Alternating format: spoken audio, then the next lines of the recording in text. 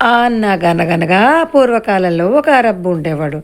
ఆ అరబ్బు చలికాలంలో ఒక రోజంతా ఎడారిలో ప్రయాణం చేసి రాత్రికి చలి ఎక్కువగా ఉండడం వలన ఎడారిలోనే ఒక గుడారం వేసుకుని రాత్రి పడుకుందామని గుడారం వేసుకున్నాడు.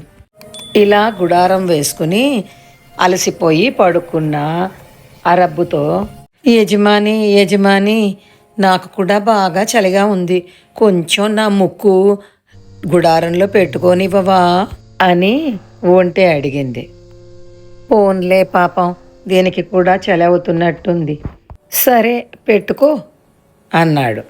మరి కాసేపటికి ఒంటె, యజమాని కొంచెం నా మెడ వరకు పెట్టుకోవచ్చా అనగానే యజమాని సరే అన్నాడు.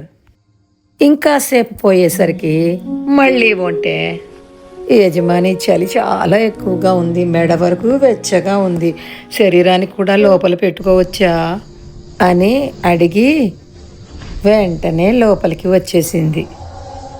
గుడారం చిన్నదవడం వల్ల అరబ్బు బయటకు వచ్చి కూర్చున్నాడు.